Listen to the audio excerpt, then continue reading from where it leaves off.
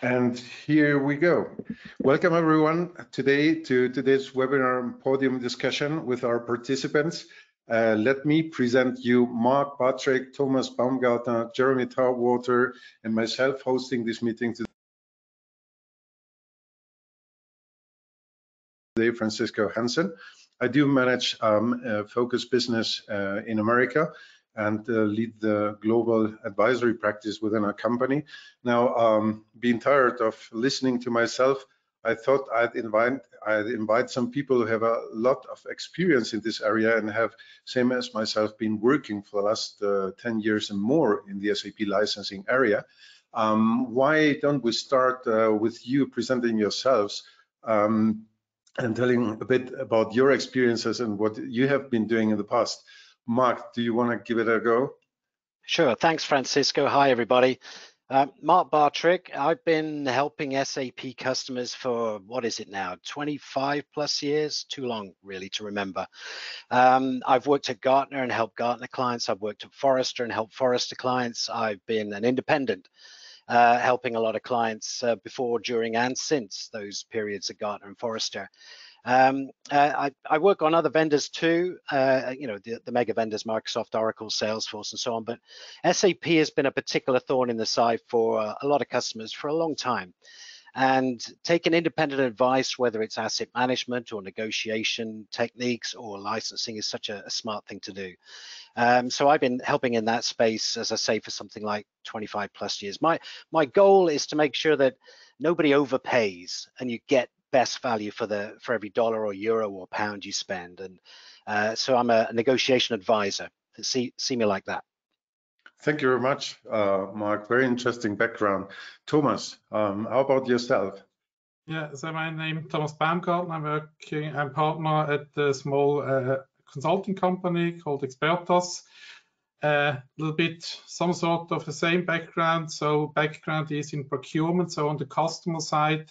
So dealing with all the different vendors, then focusing more and more on software, and then also working for a global reseller and license advisor, where the focus on SAP grew and grew because, you have all these plenty of vendors, which I also covered in the past, but so that SAP is very special because all the rules, terms are very complex and the knowledge in the market is not really available. So there we started to help more customers in the SAP space, negotiating, licensing, and in the past years, especially now with Expertas, more and more focusing on customers helping to migrate into the S/4HANA world, because contracts need to be touched. It's still pretty complex, and the information available is not that broadly spread, and so really helping these customers to do a decent and reasonable migration to S/4HANA. You're right, the information is not very broadly spread, and you are working in the most developed SAP country, which is Germany and the German-speaking countries, although I know you are also working on the global basis. But yes, interesting today also to see have people here that are working in the global markets and doing projects everywhere. So how about you, Jeremy? You come from a very interesting company, Angle Point, which has a very strong and big practice in the software asset management and negotiations area. Tell us a bit about yourself, please.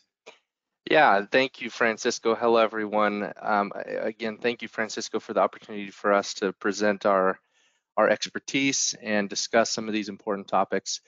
Yeah, my experience is more on the compliance side. So I started my career at SAP as a licensed auditor, and as a licensed auditor, helped SAP audit some of their largest clients. Primarily covered the central and east coast of the United States. However, we met with our global counterparts on a regular basis, so we got to have visibility into lots of different environments.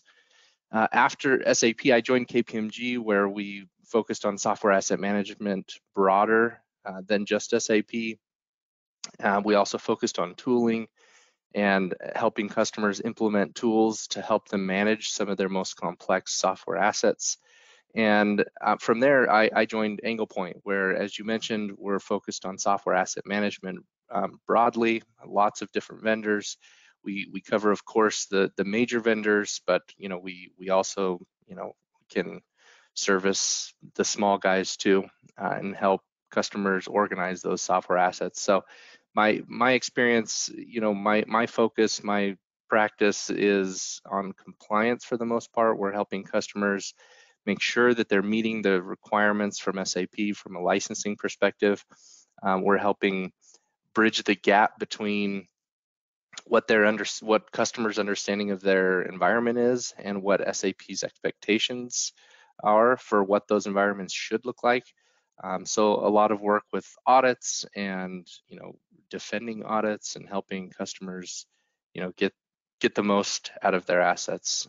So yeah, pleased to meet you, everyone, and looking forward to the presentation. That's a super interesting background. So we have an ex-SAP auditor also working in one of the big 5 companies. We have an analyst who has been doing advisory upon software licensing and negotiations, and also working in projects, and a strong project expert like Thomas Baumgartner, having worked in several companies doing SAP advisory. Really happy to have you here today. So let us give you a very, very brief introduction about the company for those of you who haven't got to know VOQUZ in the past. So VOQUZ is a company that has 3 main columns in our business. In our portfolio, we do SAP license management with our tool SAMQ. We do SAP authorizations management, so user provisioning, compliance, authorizations, roles with SATQ, and basically advisory services targeted to transform the outcomes of those tools into real business outcomes by negotiating with SAP the transformations that you need in your S/4HANA contracts, in your preparation of license audits, negotiation preparations, etc. We are a German company, started mainly in the 80s as a systems integrator in Germany, but then we spin out a part of the company that's only doing SAP licensing today. So with the tools and advisory, we got to be one of the experts on the market, and are having most of our business today in America and in Europe, with partners also in the Far East. What can I more tell you? Our clients, they have all sizes. Our biggest client has 1.2 million users in their SAP systems. We are working with a client right now who has 600 SAP servers, a bit more than that. We have also smaller clients who have around 500 users in SAP and still are confronted with the same issues in preparing their audits, trying to spend as little as possible, and they are located basically all over the world. We do around 100 projects a year, 100 to 150, where we get to see different contracts with SAP, different terms and conditions, and this is what is the main knowledge that we bring into the projects. So technical advisory, commercial advisory. So first of all, understanding usage in SAP, your product set, your product choice, is this the right one? And then commercial analysis, looking into prices, contract terms, discounts, proposals, etc., and helping our clients to do that. What will we be talking about today? We have tried to choose actual subject matters that could be of interest to you. Anyone who's dealing with SAP, who has relevant SAP contracts today, is dealing with digital access. They want to understand what is an SAP audit, how to cope with it, what types of audits do you have. Now everyone is forced to give S/4HANA adoption, S/4HANA migration some thoughts, and which are the deployment options there. They're getting more and more complex, and you have more options to get there. What is a cloud conversion? What does it involve when you are setting up a data lake today? And the big buzzword today, RISE with SAP. What is it? What can you do with it? So let's start with digital access in that case. Now, digital access is, sorry, I just gotta close my Outlook. I don't know why it came up, probably a mail coming in. Digital access is something that has been, correct me, Mark, since 2018 officially, indirect access longer on the market. These are some of the findings that we have with our clients. The biggest one not being here on the graphic with 3.6 billion documents. So really something that is relevant and something that clients are thinking about. So question to you, Mark, what do you think? How many clients do you see signing for digital access now? Because not all clients do have digital access today. How many documents do they contract? Do you see clients really signing for this or challenging this method and doing other things? What have you seen so far on the market, Mark? There's a spectrum, and that's probably the answer to every question you're going to ask my colleagues on this discussion today. There's a spectrum, because obviously you're right. In 2018, SAP announced digital access. It was kind of in response to the furore, the frustration people were feeling with indirect access and the auditing and the bills people were getting, and people like Diageo and others getting hit for multi-million-dollar settlement claims and all sorts of stuff. So SAP tried to find a pricing model, and digital access was that. So from 2018, they came up with that. And customers, in my experience, customers are looking at it closely. SAP are trying to sell it. And in some ways, at the highest level, it looks simpler than previous licensing models, and it gives the impression of clearing away the indirect access mess and reducing or minimizing or even negating audit compliance issues. But it doesn't. It's just a different pricing model where SAP is trying to answer the indirect access situation, but at the same time, they've got one eye on the dollars and the euros they want to earn from it. So, specifically to answer your questions here, I'm seeing clients, with quite a few clients look at it and decide not to go with it. I'm seeing clients look at it and do go with it. But the ones that do go with it, especially, they put a lot of time and effort into evaluating and exploring and doing due diligence on whether it makes sense for them and their estate and their use of SAP. And they do need tools like your own to make that kind of detailed evaluation, because while it may appear simpler, it may not often be cheaper than traditional licensing metrics. And also, while you think it may take you away from some sort of audit compliance, it doesn't. So, I'd give you a quick example of that. I mean, when SAP look at it, they have a tool called a Digital Access Evaluation Tool. And, they use this to try and estimate, the number of digital documents you're going to have, and therefore, how you should price your way into this plan. But they themselves admit that's an estimate. So you buy in on an estimate, which, if anybody's buying anything and you buy in on an estimate, it's not a good thing to do. But you're basically buying in on an estimate, and the onus on staying compliant is you as the client. So not only do you come into it on an estimate, but your onus is to stay compliant. And of course, what that means is at some future date, even if you buy into this to escape the indirect access threat, you may find you're audited by SAP and they count your documents and they find a completely different count to the one you've got. So therefore, it doesn't take you away from the audit piece. So I've gone off on a bit of a tangent there, but I wanted to just cover those pieces because I think it does suggest there's a spectrum of choice here. It does suggest that you need proper due diligence to get into digital access as a pricing model.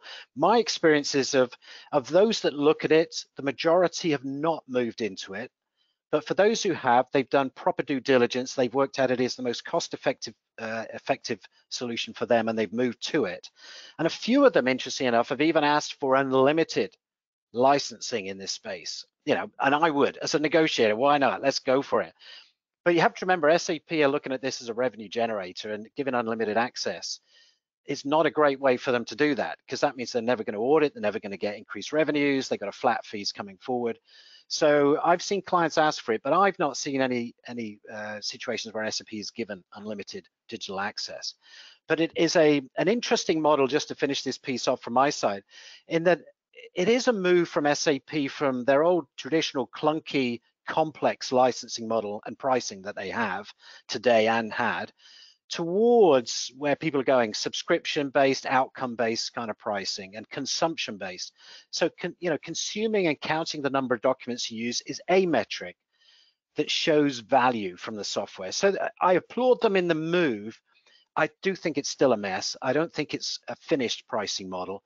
And I do think anyone looking at it needs to look at it exceedingly closely and use external advice or independent tools to really double down and check whether you're stepping into something that will cost you more in the future and still leave you an audit risk. Yes, it's interesting what you're saying, and we are seeing basically same things there, but we've been confronted basically with 3-4 clients in the retail area, in the manufacturing area, in the pharma area, with findings above the 2 billion documents. So we are talking roughly of, according to SAP's model, more than $100 million in licensing coming out of digital access. Of course, none of them have solved anything with SAP because this is just not a viable option. I mean, they haven't spent historically any of those amounts with SAP just for a single product.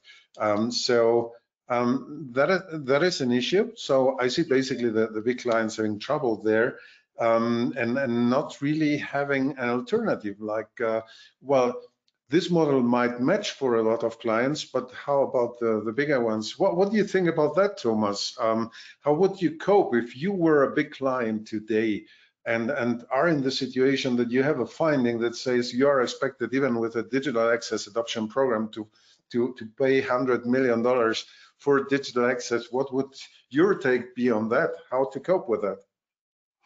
Yeah, so as Mark said, so the analysis is very important for the customer. So how does the situation really look like? And the question is, where do these documents come from? So it needs analysis. So means, are there individual users that could be licensed differently? So SAP still offers the model not to go for the digital access, but the license in the previous model. And then, of course, you would also need to look at the current contract. And yeah, you would then have, based on the situation, so I'm sure someone normally you have different options and you have to bring these different options on the plate and then really discuss, find arguments. And that's why we, all of us who are here in the call, could support these customers in finding other ways and discussing other ways with SAP and to find really reasonable way how to do it. And yeah, it's absolutely not reasonable to increase the bill of material in this sense compared to before. So yeah, it's challenging. However, normally, as far as I've seen it, there's always solutions, but possibly not on the direct way, but possibly on the indirect one. Well, you know, another one of our clients in the food retail area just was confronted with a situation in an audit, and this client has basically also some billions of documents, and so they have around 2,000 users. Now they had to move to solve this with the classical licensing model, and additionally to their already licensed 2,000 dialogue users, they have purchased 3,500 user licenses to solve the indirect usage part. And they are only solving the sales part, still not the manufacturing part. So however you look at it, indirect use is something that can turn your licensing situation totally around and bring you in a complicated licensing cost situation. Now, Jeremy, with your experience as an SAP auditor, what do you say? I mean, you are an auditor at SAP. You have basically your method, your approach on how to measure things. So they asked you to discuss with the client the indirect usage situation. The model says, well, you gotta use independently from how many documents you exclude from the count, with a goodwill attitude, you will come to a very big count. And the alternative is buying, I don't know, 5,000 users. So however you do this, the commercials behind it are hardly acceptable. What is the role of the auditor there? How can the sales guy in SAP cope with that? What is your take on this, Jeremy? Yeah, and basically the way I look at it is, let's give credit where credit is due. SAP prior to 2018, where could you find a definition for indirect access? Where could you really understand what we're dealing with? How can we tell whether we're in compliance or not? After 2018, when they finally defined it and put it into several documents, now customers can at least, at a bare minimum, understand what SAP's policy on those issues are. So we give credit to SAP that they have at least documented it. There's some visibility for customers to understand what the expectation is. But now the implementation of those policies, as you guys have already mentioned, it's taking some time. So SAP on how they define digital access, how they define indirect access, they've done that. But now, how do we actually measure it? How do we tell what's the initial document creation, right? Because that's what the policy is. We're not going to count all documents. We're only going to count the initial creation of the document. Well, to date, we really don't have any way to figure out, well, which one is initial and which one came after that initial invoice or sales document or whatever. So, and to date, what we're seeing from the audit side is that SAP is being somewhat reasonable, flexible. They're allowing estimations. The sales executives also are allowing estimations and allowing customers the prerogative to say, okay, this is how many we see in the digital access estimation tool, or in the USMM. Just a couple weeks ago, SAP released a YouTube video explaining that the USMM will now have the functionality to estimate potential documents. I'm not going to say it measures it, but it estimates again. And so, and then they allow you to see that information and then go to the commercial side and say, okay, this is how many we measured, but we know that a certain percentage of that is coming from our own internal SAP systems or what have you. And what we're seeing, at least, is that SAP is allowing customers to bring that number down to a reasonable commercial resolution, which is, again, in my view, giving credit where credit is due. It's new, in my view. I think SAP being flexible and understanding is somewhat new, but that's what I would recommend to customers is, don't just look at the numbers and accept them. No, apply your own logic, apply your systems better than anyone else, even SAP. So, apply your understanding of your own environment and make the number whatever fits your commercial. One last comment on that, Francisco, is, sometimes we're given these false choices, right? That we can either license indirect access or digital access, and that's not usually the only two options. There's lots of other ways to mitigate this indirect access piece, and customers need to understand that that you don't have to have indirect access. If you're connecting these third-party applications to SAP, there's other ways to do it without touching indirect access. So with that, I'll pass it back. That's a very important take, and this is something that I'm seeing more and more happening in the project.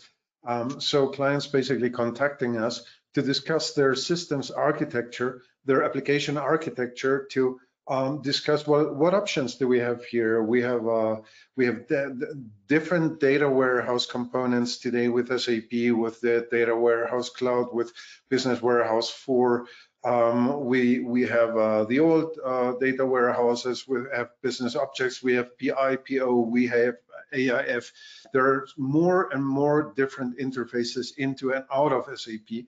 And getting to understand this is gaining more and more relevance in these discussions.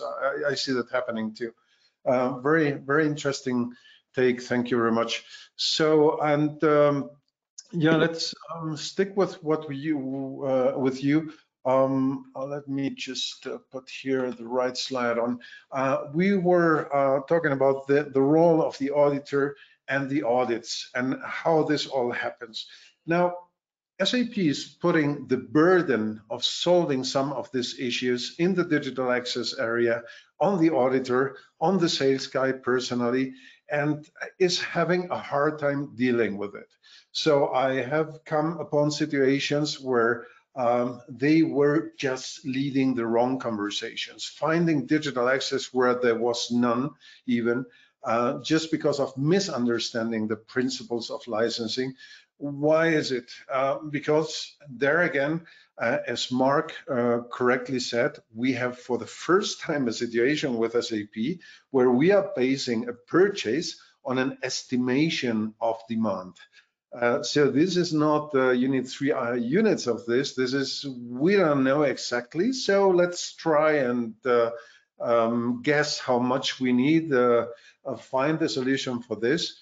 And so you have a situation where discussions come up between the auditors and the client. So I came upon a situation where basically the auditors discussed with the client, without the client having installed the SAP node for the document estimation, discussed their interfaces, the number of documents based on client's estimations, came up to a result.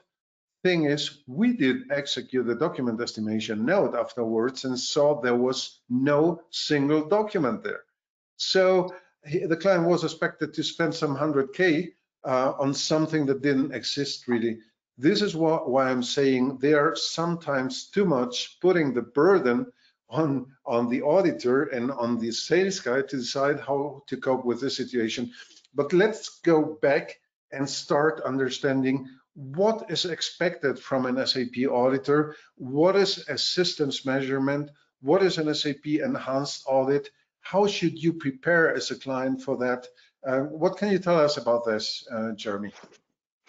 Yeah, so I'll make my comments brief. I feel like I talked a lot in the previous one, so we'll make it brief. But annual audits happen every year. SAP has the right to audit all of their customers. Usually it's in your contract in that first document that's signed where it says, very clearly that SAP has the right annually to audit you. Now, it doesn't stipulate what type of audit they can do or how in depth or what sort of data they can ask for.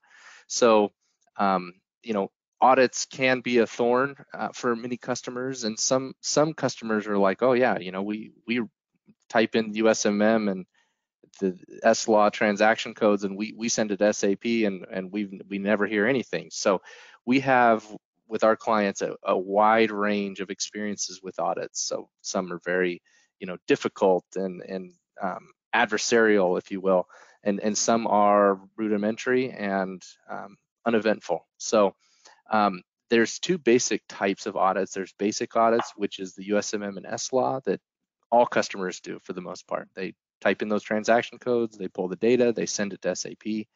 There's sometimes some PDF files for self-declared products that have metrics like revenue or employee or something like that. But those would be basic, and pretty much they stop after you run those USMM and SLA reports. Sometimes if you are out of compliance, you'll get a call from your commercial team, your sales rep, and they'll say, hey, it looks like you're out. We need to make a purchase here. Those are called basic. They're not going to ask questions about indirect access. They're not going to ask for additional tables. They're not going to ask for in-depth questions about business processes and stuff like that. Once you start getting questions around architecture and third-party applications and business processes, that's what we would consider enhanced audits, and that's what SAP considers enhanced audits. And essentially, the difference is they're going to take the USMM and now they're going to expand it to include digital access and indirect access. They're going to take a deeper look into the engines and how things are being measured. They're going to look at Open Hub. They're going to look at all these different products and try and find as much as possible for the sales executives to find some revenue. So, but yeah, I like your graph here. I agree with it. You know, the deeper the red, the higher the risk.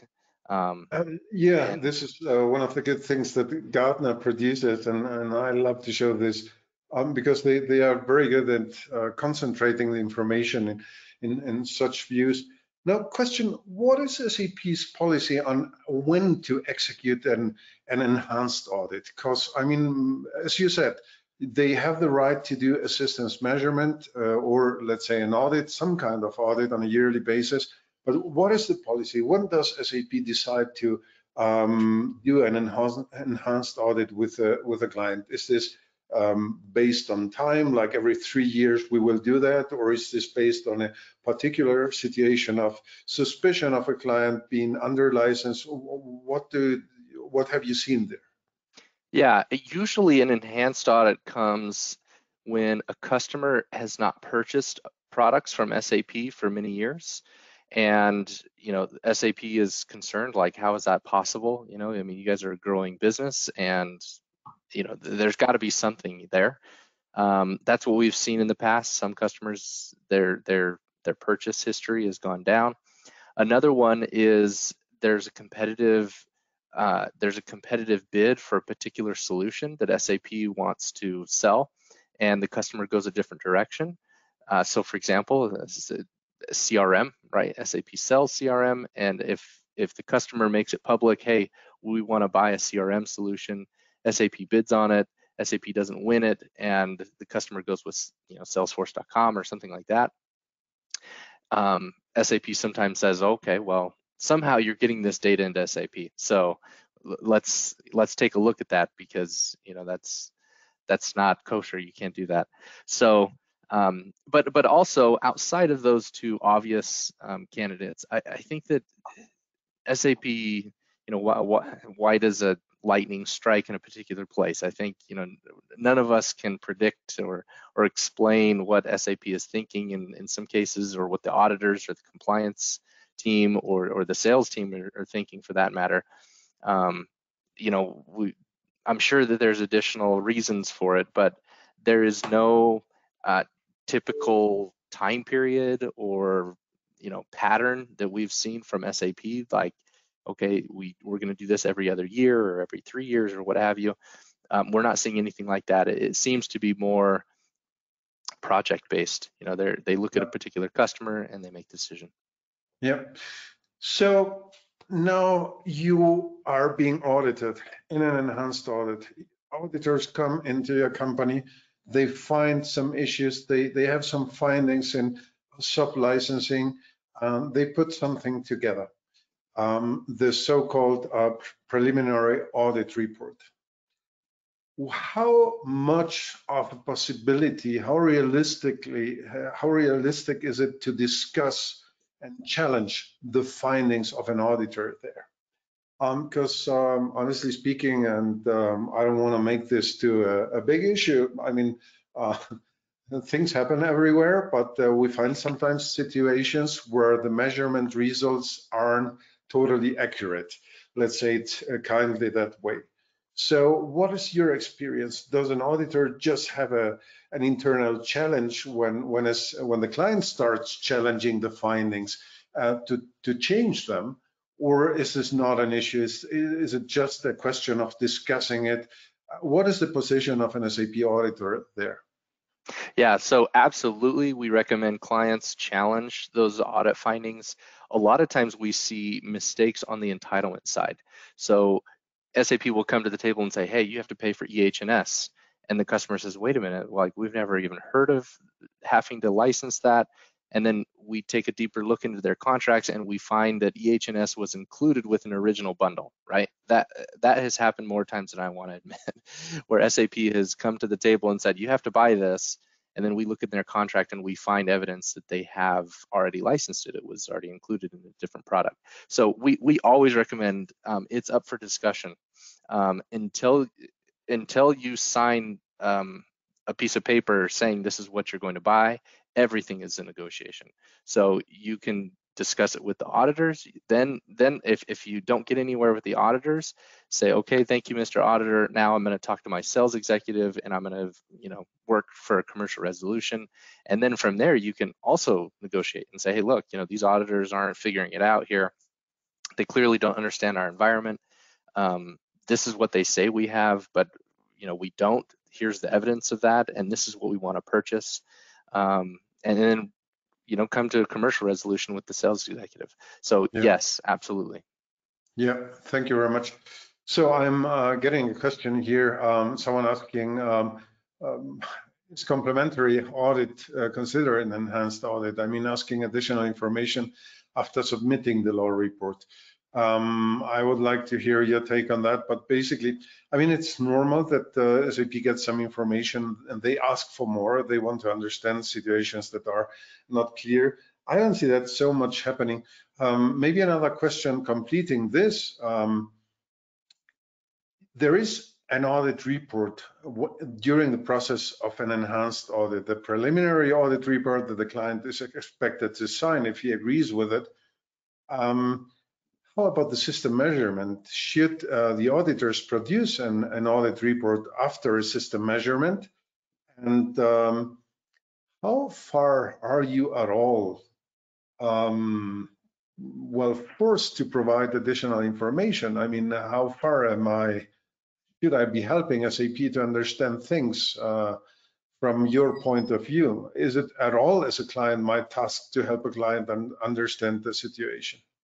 Yeah, we always recommend customers understand the data that they share with SAP. So, and part of the joy of a tool like SAMQ is that that's really what we're trying to do. Is none of us read hieroglyphics that well, right? So, looking at an LAW report or a USMM report can be tough. I mean, I'm not a coder, and it's hard to see some of the data points in there. So don't share information that you don't understand and you don't understand the licensing implications of. So that's what I would recommend. It's simple. If SAP asks for data, why? What do you need it for? And don't share it until you understand. Just this morning, I had a conversation with a client. They were asking, well, we have this sub-licensing with this particular product. Should we be correcting this before or after the audit? Should we wait for the audit? Now, this is something that always comes up, and people like Mark, Thomas, myself, who have been also providing advisory in the area of Microsoft Oracle. Microsoft has a clear true-up methodology in how to handle contracts. So they come up every year and they measure what you have, and then you start discussing about how much more you need of the products that you contracted. I find it sometimes a bit uncomfortable, the situation that once SAP has a finding in their audits, it's like they make you feel you owe them something. And they start even talking with you about back maintenance and talking about, you didn't tell us, so you're expected to buy at list price. So there is not a clear true-up process in my view. How do you see this, Mark? What is your take on this, Mark? I wish there was a true-up process because I find that very clean with Microsoft. Every year you see what you need, you buy the extra licenses, you stay compliant or close to compliant. You can still be caught out as a Microsoft customer, but you're always trying to keep yourself incrementally close to compliance. With SAP, they don't do that. So obviously over time, estates grow and variable factors get included and people install stuff and they don't know they bundle stuff and you get out of compliance. So, it's no surprise that a lot of SAP customers are out of compliance to some degree, perhaps all of them to some degree. But, the other side of the same coin is that a lot of those same clients have a lot of software from SAP. They have shelfware where they bought stuff they don't use. And a frustration to me is in an audit, they look for where you're under licensed in specific areas and they want to charge you for the extra licenses to get compliant. But they don't factor in the shelfware you've got for the licenses of the other stuff you bought that you're not using and perhaps never will use.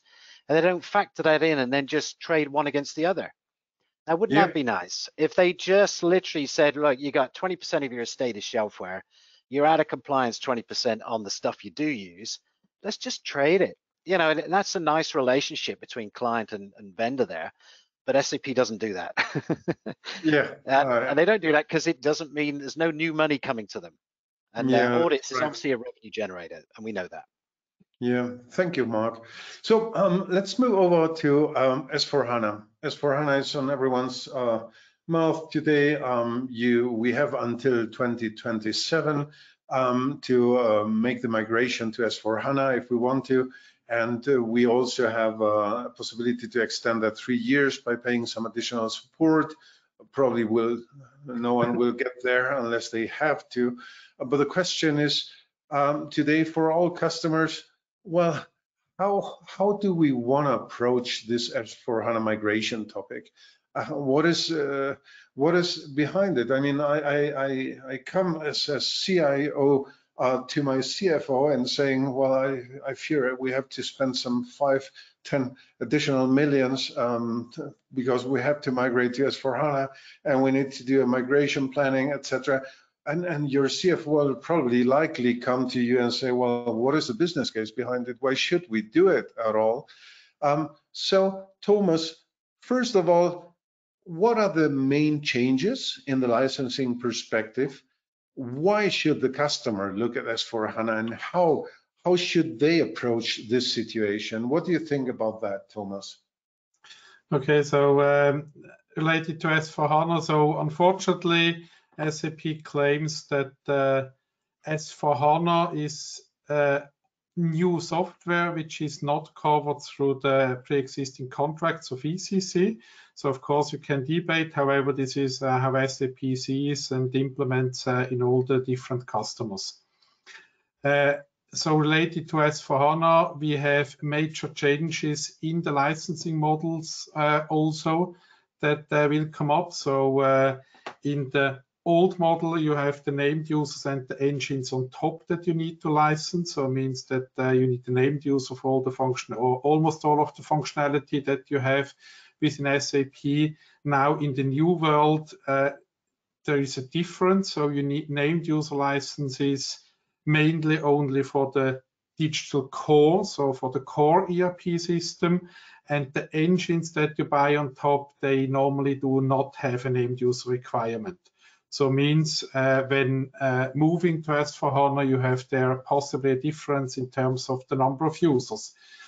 Further, you have a different named user license model.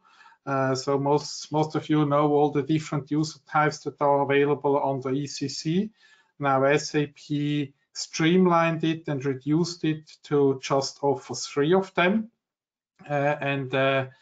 SAP is very restrictive in adopting the users like it was possible before.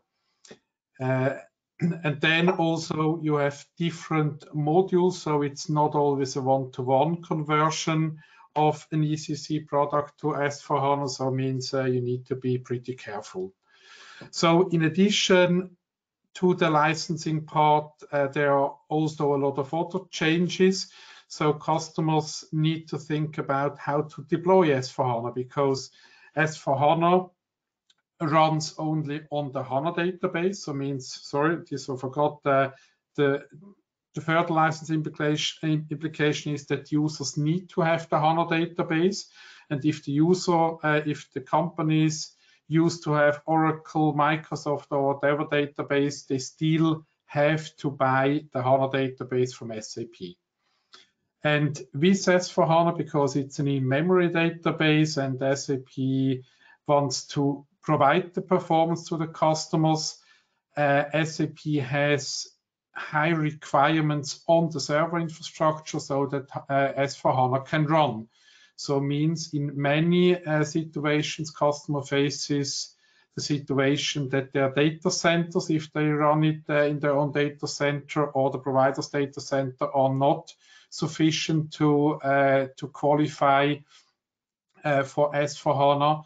And so that many customers need to think about different deployment models. So either go to a hyperscaler like Azure, like Amazon Web Services, like Google, on top to the entire migration, and hence increase also the requirements from a data center perspective. So there are plenty of things that you need to consider, and especially you need to carefully plan. So our recommendation to the customers is to really deeply analyze the situation, the need, and we discussed the shelfware before. So when going into these discussions, the situation should be carefully looked at. So normally you would analyze the situation, how you're using SAP software, means what shelfware do you have? We discussed before the yearly audit that does not uncover the unused license, so it just says that you are compliant. And so consider all this shelfware that you have, your future need, what do you change in your environment? And as you need to sign a new contract, you can throw in everything you have into a potential new contract, and you have a lot of options in the discussions with SAP to do changes in the environment and in the licensing. And further, SAP would also grant you additional rights in this entire transition phase, so that you have plenty of flexibility, but you need to know where to go in order to leverage all those benefits that you could have in the new agreement. Thank you. And Mark, coming back to you, and Thomas just spoke about the options. When you migrate to S/4HANA, you have the contract conversion, you have the product conversion, you have the cloud extension. What can you tell us about this? What is it? I find, speaking with clients, that many of them still don't understand the differences. And so let's start with the product conversion. What is it? How does it work? And what is the difference to the contract conversion there? I think that the simple explanation is, well, at the very highest level, the difference is, are you as an organization all in with SAP and heading in that direction for the future? Or are you an organization who picks best of breed products, including some SAP, but you want other products around that? You know, if you think about that at the very highest level and you break that down, so what SAP give you is two ways of contracting into S/4HANA. And they kind of answer these two top level things. The product conversion is for those clients who want to gradually move into S/4HANA, product line by product line. You know, they don't want to jump all in. You know, they maybe want to look at alternate products as part of this process from other vendors and put a best of breed mix together as their estate. So product conversion, you stay with your same existing MSA, your existing SAP contracts, and product line by product line, you move to S/4HANA at your own pace. So, you know, that's kind of gradually moving into it, but at the same time, keeping your options open for doing other things with other vendors. Whereas the contract conversion, you're all in. You know, you completely change all of your contracts for a new S/4HANA set of contracts, and effectively, you're moving in that direction as a suite of products rather than piecemeal growing into it. So as I say, at the very highest level, it's are you all in or are you piecemeal? And that kind of brings you to the which kind of contractual model you want to work with. But there's a lot more to it than that. And to evaluate at just that level is not enough. You know, you need to go and evaluate the two different ways of licensing into S/4HANA, almost down at the product line and usage level, right to the asset level, and understand how you're going to license this, who's going to use it, and when they're going to use it, and for how long. Because only by doing various scenarios can you actually say the right model for you is product or contract conversion. Because you might come into this thinking, we'll stay product because we're not yet all in with SAP. But actually, if you run some scenarios, and I've seen this with some clients, when you do the scenarios and you look at how it's priced and some of the nuances of the different product versus contract conversion, you know, in contract conversion, you know, you can, shelfware can be traded for S/4HANA products and services. So, you know, there's certain nuances of the different things. When you get into the detail, your initial thought of which way you're going to go may change. And I saw some clients who were going to go down product line and decided to go for contract conversion, because when they looked at the nuances and the detail, it actually worked out operationally better, certainly more cost effective massively, and gave them a much better estate that was actually more compliant, interesting enough, which is an interesting thing. But someone like you, Francisco, with your SAMQ tool, you'll know that the devil is in the detail with this. It may seem simple. You got choice of two. Which way do you want to go? There's a million lines of questions you got to answer before you decide which way you go. You do. It's really a complex issue. And finally, in the question product or contract conversion, in the end, the thing is, well, it sounds interesting, and I'm getting a question here. Is there any way to return licenses which have become surplus to a requirement? Yes, with a contract conversion you can, and it is an integral part of this offering to transform the licenses you had into potentially new products that don't have anything to do with that. Sounds good at first view. Is it really as this is? I had 10 millions of licenses within SAP. I have 2 millions of surplus, so shelfware that I don't use. So does that mean I'm paying now 8 millions for S/4HANA?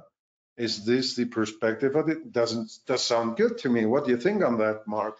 No, it sounds good, but whichever way you go, product conversion, contract conversion, you will still probably end up spending at least what you're paying today, if not more.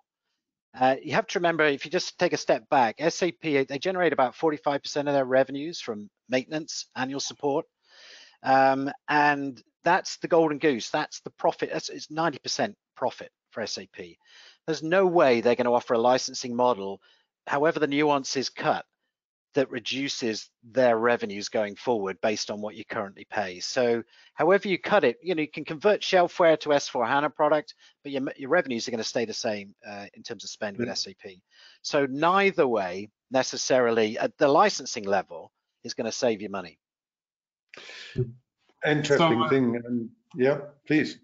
So just to add to that, so here comes the planning also for the future. So you should not just look at the very initial situation, but we recommend to the customers to consider the future years. And so possibly you can turn in such a situation in the negotiations into something else. And what you also need to consider, you also have the HANA database that you possibly need to purchase. So so generally it is true related to the trading. SAP has its rules that need to be, of course, negotiated, how this conversion works. And one additional thing to add related to contract to product conversion. In the product conversion, the important thing is that you keep your named user licenses. So it means you have still your old contract and you can use the old matrices related to the named users, which for one or the other user might be more effective than switching to the very standardized named user model.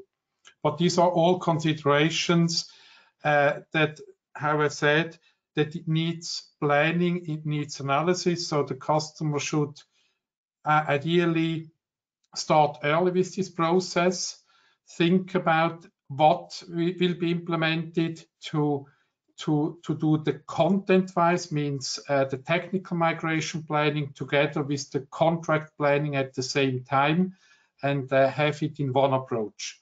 Because what we see is that many customers are motivated, let's say, to go into an S/4HANA contract without the real plan, and this normally then gives a lot of challenges that the customers do not have the right contract or need to adjust a lot of things afterwards for a lot of money.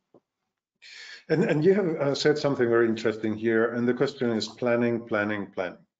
So I always get the question, can we lower our maintenance costs with SAP?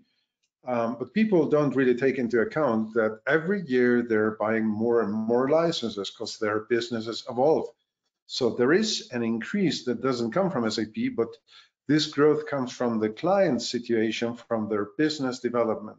And this is something important to take into account, just transforming your shelfware into some of these new projects and making use of what you spent and exchanging licenses for things you need. So now in this area of exchanges, the cloud extension, which is something that always comes up. Just last week, we had a discussion with a client, Ariba. So they are moving all their approval processes, so invoice approvals for purchases for different things, from SAP ECC to Ariba.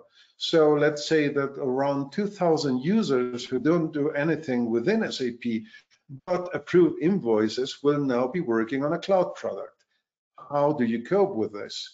What is a cloud extension? How do you cope with people moving from ERP to the cloud? I don't know. Who of you does want to answer this? Thomas, maybe? So there are also, again, different aspects that need to be considered. So SAP has the cloud extension policy. So there a customer can convert existing maintenance fee for products that the customer does no more need into cloud products. However, the investment into cloud products needs to be higher of a certain factor compared to the pre-existing maintenance. That is the standard way what the customer can do. Then the other thing is, of course, together with the S/4HANA migration, as we just said, with the entire contract conversion and the different models. So the customer can also bring things together, investments and changes in the environment, and this also opens more options in the entire negotiation to do so. Thomas, I got to stop you there. First of all, we are almost over time, but I need to get some details here. We are talking about a cloud extension and converting support and maintenance into subscription. Sorry, I don't need to convert anything. I can contract subscription anytime. So what is the value here? How is SAP praising me for having contracted something before on-premise and now moving over to the cloud, in opposite to a client who starts from scratch in the cloud? How do I stand better because I was already a client before? Yeah, so these are the two different things. So the one thing is the cloud extension. This is for this limited case where you want to convert something into the cloud. If you're talking, this is the other case from S/4HANA that moves to the cloud. There you replace most or the entire internal environment into the cloud.